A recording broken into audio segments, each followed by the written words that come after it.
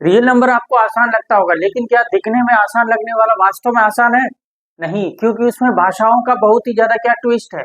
ऐसी ऐसी भाषाएं हैं जिसके बारे में जनरली बच्चों को नहीं मालूम। तो आज मैं आपके सामने ये जो अपना चैप्टर चल रहा है वास्तविक संख्या, इसमें सारी भाषाओं से संबंधित सारा कंफ्यूजन दूर हो जाएगा।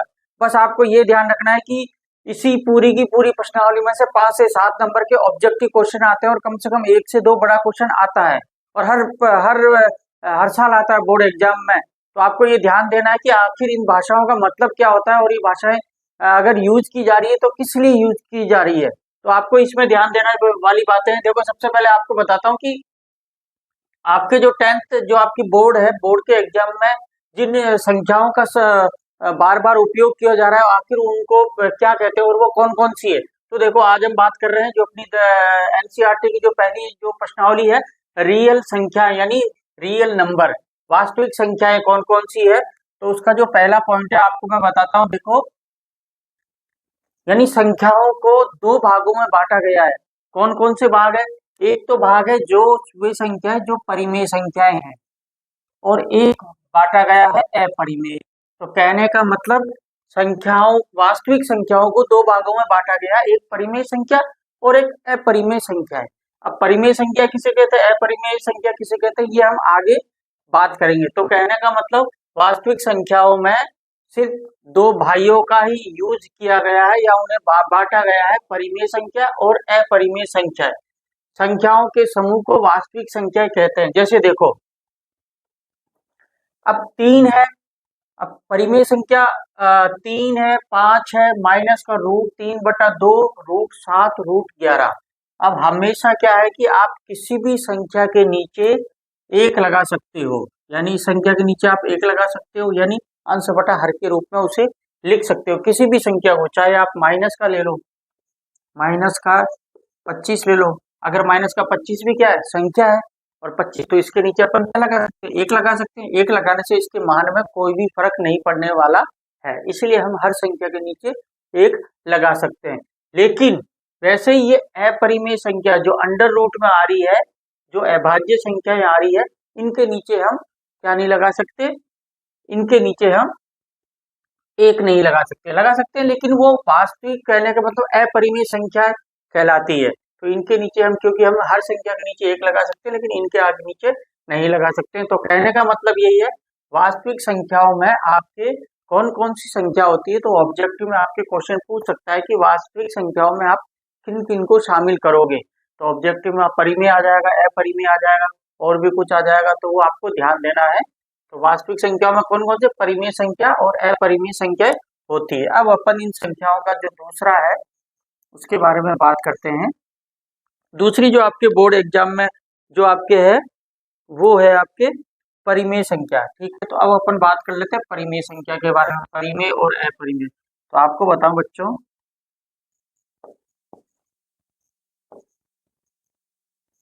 परिमेय संख्या, अब परिमेय संख्या ऐसी संख्या होती है जिनको हम p/q के रूप में लिख सकते हैं। किसके रूप में? हम p/q के रूप में लिख सकते हैं। जैसे कि मैंने कोई संख्या ले ली, 2 ले ली, 4 ले ली, 8, 7, 3 ले ली, या कोई भी संख्या ले लो, ठीक है, माइनस का 25 ले लिया, आदि संख्या को हम p/q के रूप में लिख सकते हैं। तो कहने का मतलब, इसको हम p/q के रूप में कैसे लिख सकते हैं, क्योंकि हम इसके 1 लगाने से इसके मान में कोई भी परिवर्तन नहीं होता है। अगर हम इसके नीचे 1 लगाएंगे तो भी ये माइनस का 2 ही रहेगा, क्योंकि क्योंकि बटा का मतलब क्या होता है, भाग, और इसका इसमें भाग देने पर भी कोई इसमें फर्क नहीं है, इसके मान में कोई फर्क नहीं आएगा। इसके नीचे अपन 1 लगा सकते हैं, इसके नीचे भी अपन 1 लगा सकते हैं, इसके नीचे भी अपन 1 लगा सकते हैं। तो परिमेय संख्या, इसकी हम परिभाषा और लिख देते हैं।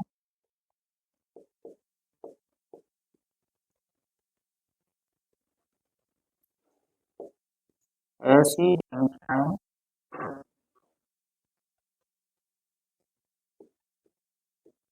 जिनको हम p/q के रूप में परिवर्तित कर सकते हैं।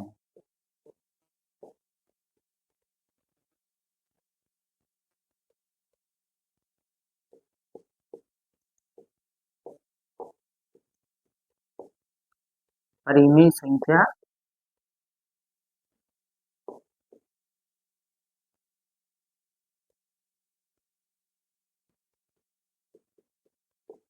कहलाती है।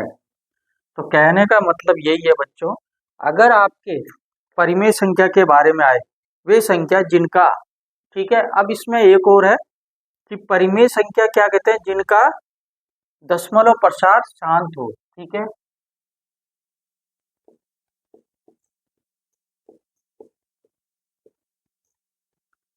दशमलव,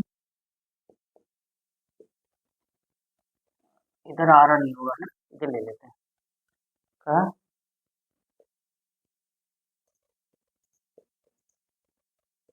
दशमलव प्रसार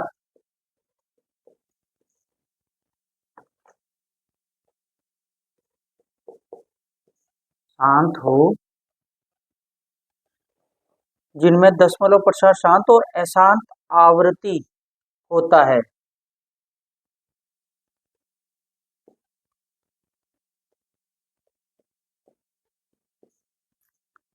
तथा अशांत आवृत्ति होता है। अब देखो, अब यहाँ पर दशमलव प्रसार शांत हो, यानी कि इसका क्या मतलब है,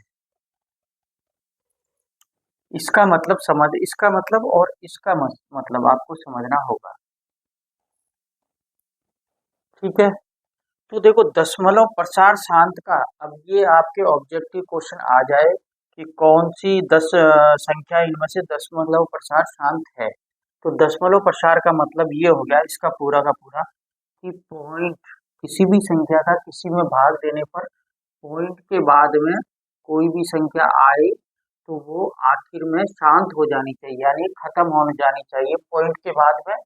जो हर है, हर का भाग अंश में पूरा पूरा जाना चाहिए पॉइंट के बाद भी, यानी ऐसा नहीं हो कि ये आपके क्या हो, 5, 2, 3, 8 इस तरीके से कोई ना कोई संख्या आती रहे बदलती हुई, क्या, बदलती हुई। तो कहने का मतलब ये है कि दशमलव प्रसार, इसका मतलब, इस शब्द का क्या मतलब है कि दशमलव के बाद में जो है शांत हो जाए, यानी कि उसके मान आगे नहीं आए, यानी पूरा का पूरा टर्मिनेट हो जाए, उसे कहते हैं क्या, परिमेय संख्या। ये गौर करने वाली बातें हैं, ठीक है। एग्जाम में आपके इससे संबंधित क्वेश्चन आता ही आता है, यानी कि किसी भी, सपोज कीजिए अपन ने ले लिया क्या, कोई एग्जाम्पल ले लेते हैं, जैसे 7/2 ले लेते हैं। हमें ध्यान है 2 का भाग शांत में जाएगा, कितनी बार जाएगा, 3 बार, कितना बचा, 1 बच गया, भाग नहीं जा रहा 1 में तो पॉइंट लग गया। फिर आ गया 1 के बाद कितना, 0 लगाया, 2 का भाग गया 5 बार, तो कहने का मतलब पॉइंट के बाद में ये जो है समाप्त हो गया है। तो इसी प्रकार से इसे क्या कहते हैं, इसे आप कह सकते हो परिमेय संख्या। परिमेय संख्या जिसका यानी कि पॉइंट आने के बाद में शांत हो जाता है। तो 3.5 के बाद में, इसके बाद में आगे कोई संख्या नहीं आ रही और ना ही आप इसमें भाग दे सकते हो। तो इसी प्रकार से आपको ये परिमेय संख्या में ये हो गया। अब बात आती है अशांत आवृत्ति। अशांत आवृत्ति, ये बात तो हुई किसकी, दशमलव प्रसार शांत की। अब इसके बाद में अशांत आवृत्ति, यानी कि अगर किसी भी संख्या, सपोज कीजिए 10 में अगर अपन भाग देते हैं 3 का, ठीक है, 10 में भाग देंगे 3 का, कितनी बार गया, 3 बार गया। पीछे कितना बच गया, 1 बच गया, 1 पे आ गया 0, 0 लगाया तो आ गया, पॉइंट लग गया। 3 का भाग अपन ने वापस दिया 10 में, तो कितनी बार गया, 3 बार। फिर 3 बार जाने के बाद में फिर 1 बच गया, 1 बचने के बाद में भाग पूरा पूरा नहीं जा रहा, तो फिर अपन ने 0 लिया, तो 0 लिया तो फिर आ गया। तो कहने का मतलब ये बार बार ऐसे आता रहेगा। और कैसे आएगा, यानी पुनरावृत्ति हो रही है, यानी 3 3 3 3 करके ही आएगा। अगर ये यहाँ पर दशमलव के बाद में अगर अशांत भी हो और ये जो अंक आ रहे हैं वो बदलते हुए आए, जैसे 3 आ गया, फिर 2 आ गया, फिर 4 हो गया, फिर 7 हो गया, फिर 8, कहने का मतलब बदलते हुए अंक आ रहे हैं पॉइंट के बाद में, तो फिर वो कौन सी होगी, अपरिमेय संख्या हो गई है। तो इसी प्रकार से ये आपको जो अशांत आवृत्ति यानी अशांत यानी कि बार बार उसके बाद में आता रहे, कोई ना कोई आता रहे, तो इसी प्रकार से दशमलव प्रसार शांत तथा अशांत आवृत्ति हो। अशांत आवृत्ति मतलब रिपीटेड, ठीक है, तो रिपीटेड होना चाहिए उसका, अगर पॉइंट के बाद में कोई भी आ रहा है तो इनको क्या कहते हैं हम लोग, परिमेय संख्या कहा जाता है आपके 10th की क्लास में। अब अपन बात करते हैं परिमेय संख्या का, भाई ये है क्या, अपरिमेय संख्या। तो इसको अपन लेते हैं। अब इसमें एक चीज और है, देखो गौर करने वाली, कि P बटा Q के रूप में,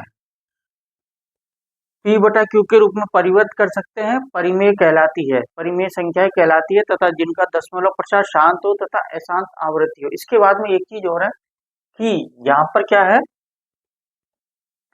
P बटा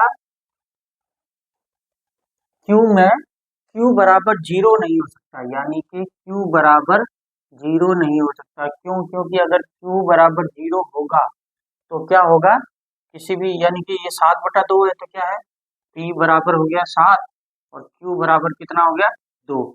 तो अगर इस Q के मान में अगर अपन 0 ले लेंगे, 0 ले लेंगे तो ये क्या हो जाएगी, नॉन डिफाइन हो जाएगी, यानी कि अगर 0 का भाग देंगे तो ये संख्या हो जाएगी आपके नॉन डिफाइन, यानी इसको हम फिर क्या है, परिभाषित नहीं कर सकते। तो ये आपके बात हुई परिमेय संख्या के बारे में, जिसका हमने दशमलव प्रसार शांत और अशांत आवृत्ति, अशांत आवृत्ति यानी कि शांत हो गया एक तो ठीक है, उसे हम कहते हैं, और अशांत आवृत्ति यानी कि शांत भी न हो, उसे क्या कहते हैं, परिमेय संख्या। अब हम बच्चों आगे बढ़ते हैं, परिमेय के बाद में अपनी आती है अपरिमेय संख्या। अब हम बात करेंगे परिमेय का ही भाई क्या है, अपरिमेय है। इसके बारे में अब हम जानेंगे कि आखिर ये हमारी जो रियल नंबर में परिमेय और अपरिमेय किसे कहते हैं। तो देखो,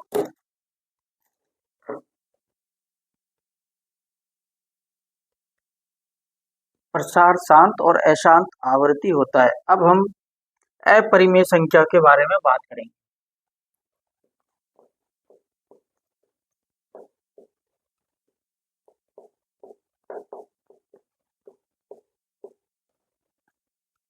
वे संख्याएं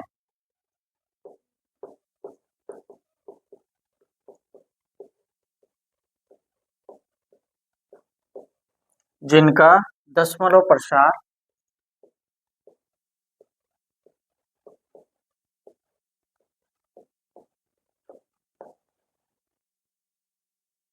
अशांत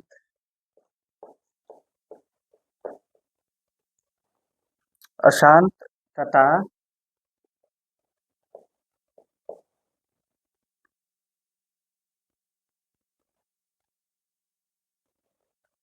अनावृत्ति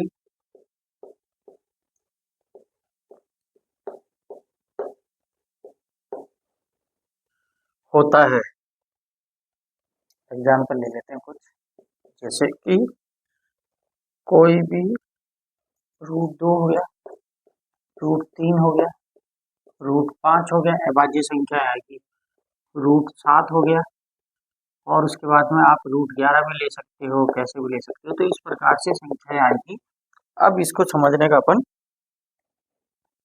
और हाँ इसमें एक आपके पाई भी आएगी, क्योंकि पाई भी क्या है, अपरिमेय संख्या है, क्योंकि पाई का मान कितना होता है, 22/7 होता है।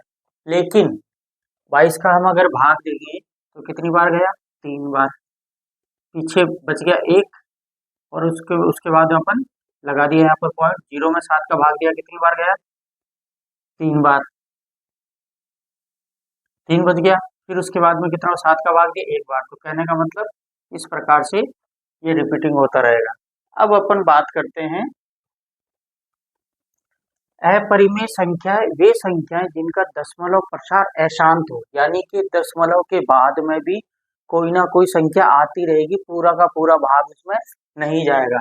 यानी कि जैसे अपन मान के चलो, ये जो अशांत यानी कि जिसके पॉइंट के बाद में अशांत हो तथा अनावृत्ति होता रहे, यानी कि जो भी दशमलव के बाद में कोई भी संख्या आएगी वो किस तरीके से आएगी, आपके पॉइंट के बाद में, एक तो देखो परिमेय में कैसे रिपीटेड आती रहती है, 3 आ गया या फिर 5 आ गया या फिर 2 आ गया, 2 2 2 ऐसे ऐसे आता जाएगा।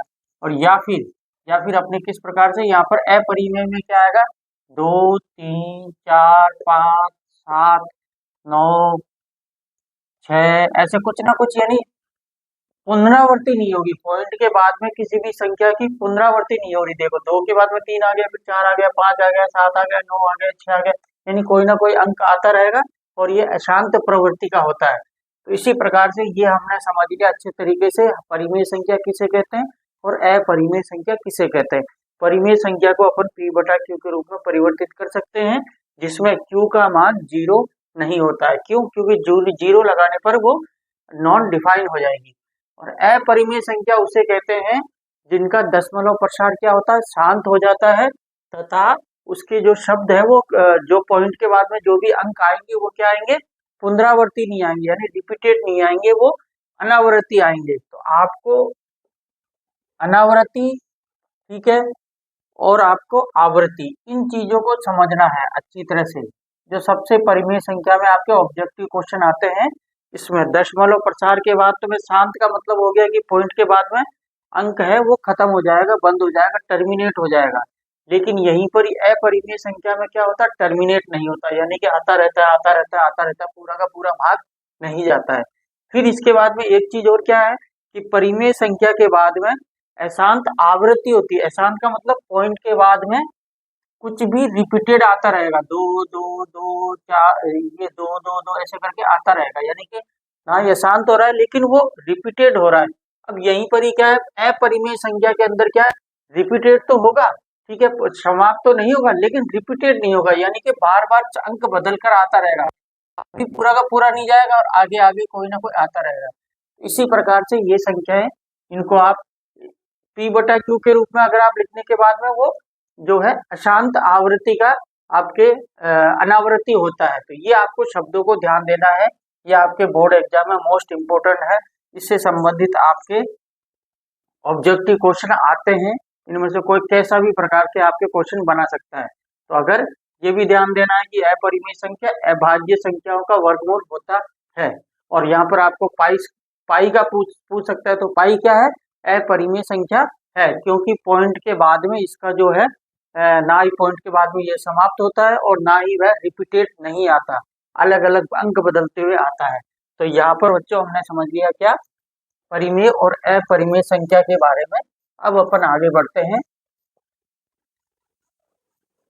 रियल नंबर को दो भागों में बांटा गया है, एक भाग है परिमेय संख्या और दूसरी अपरिमेय संख्या, यानी रेशनल और इर्रेशनल नंबर।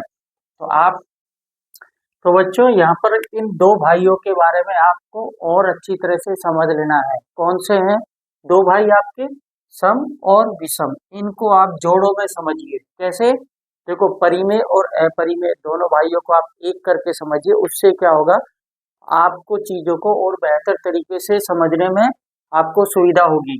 तो यहाँ पर अब हम बात कर रहे हैं सम और विषम। सम और विषम किन संख्याओं को कहते हैं, वे संख्याएं जो दो से विभाजित हो, वे संख्याएं जो दो से विभाजित हो, यानी जिसमें दो का भाग पूरा पूरा जाता हो और अंत में उसमें भागफल बिल्कुल नहीं बचता, यानी 0 बचता हो, उसे क्या कहते हैं, हम सम संख्याएं कहते हैं। जैसे कि मान के चलो आप, जिसमें हमने ले लिया 30, तो 30 में अगर अपन ने भाग दिया किसका, दो का भाग दिया तो कितनी बार गया, 15 बार गया, पूरा का पूरा भाग बच गया, चला गया। उसके बाद में शेषफल क्या बचा हमारा, 0। शेषफल क्या बचना चाहिए, 0। तो अगर शेषफल हमारा 0 बचता है, उन संख्याओं को हम क्या कहते हैं, सम संख्या कहते हैं, जिनमें 2 का भाग लगाने पर शेषफल 0 आता हो, यानी जिसका इकाई का अंक 2 से विभाजित हो। जिन संख्याओं का इकाई का अंक अगर 2 से विभाजित है तो वह पूरी संख्या 2 से पूर्ण तरीके से विभाजित होगी, और वह संख्याएं कौन सी होगी, सम संख्या। इसके बाद में अपन देखो आते हैं सम संख्या का जो भाई है विषम संख्या के ऊपर।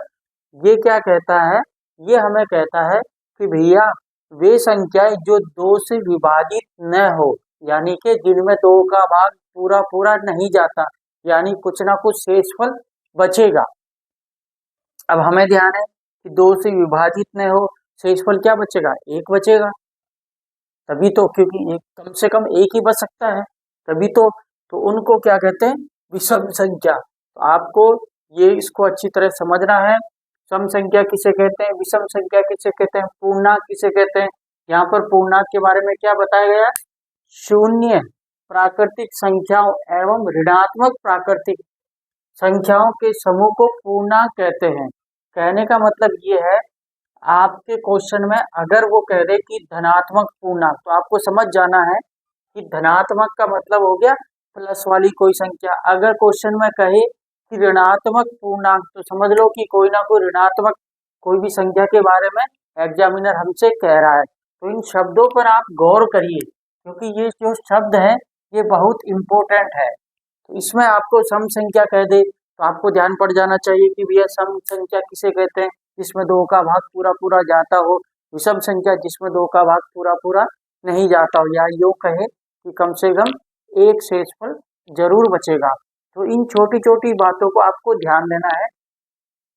अब इसके बाद में अपन आते हैं भाज्य और अभाज्य, जो दोनों भाई है इसके बारे में। तो आइए अब दो नए भाइयों के बारे में जानते हैं, जो कि गणित के पूरे अंकों पर राज करता है। कहने का मतलब, इन संख्याओं को अगर आप कंफ्यूज होते हो तो इनको जोड़ों में बना बना के आपको याद कीजिए। क्यों? क्योंकि जोड़े में बनेंगे तो वो एक दूसरे से क्या होंगी, संख्या अपोजिट भी होगी। तो अगर आपको एक गुण ये ध्यान है, जैसे देखो सम किसे कहते हैं, जिसमें दो का भाग चला जाए। विषम किसमें कहते हैं, जिसमें नहीं जाए। तो ये इस तरीके से आप बेहतर तरीके से याद कर सकते हो। अब जैसे हम लेते हैं क्या, भाज्य, भाज्य और आपके क्या लेते हैं हम, अभाज्य संख्या। तो क्या कहेंगे, वे संख्याएं, भाज्य किसे कहते हैं, वे संख्याएं जिनमें एक तथा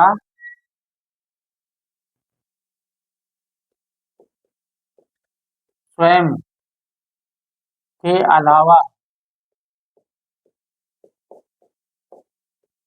स्वयं के अलावा एक तथा उसमें से एक तथा स्वयं के अलावा कम से कम किसी और संख्या का, कम से कम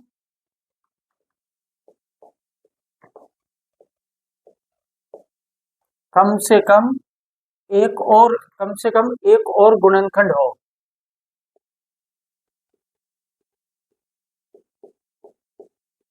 और गुणनखंड हो, या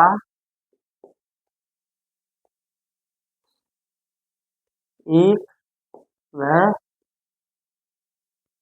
उसी संख्या के अलावा, उसी संख्या के अलावा किसी तीसरी संख्या का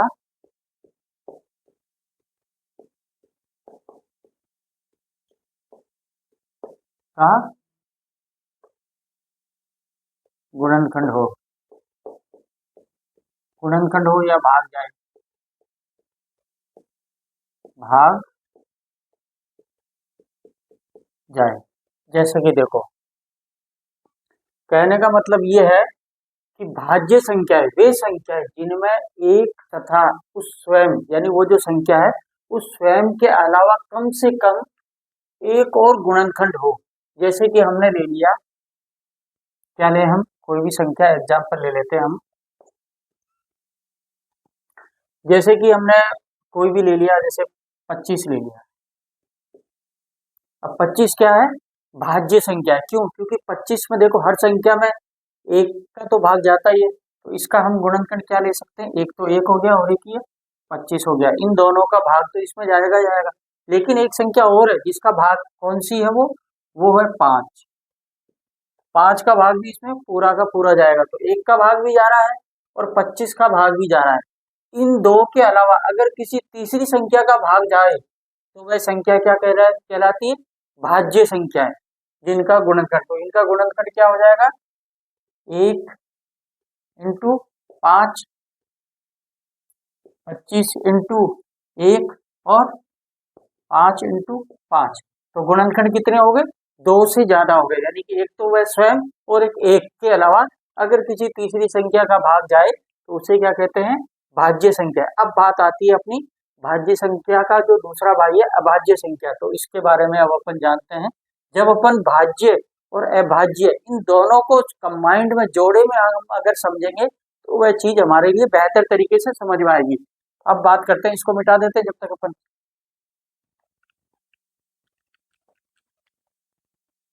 अब बात आती है अभाज्य।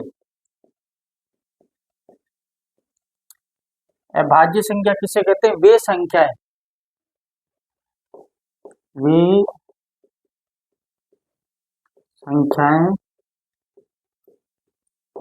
जिनमें सिर्फ एक तथा स्वयं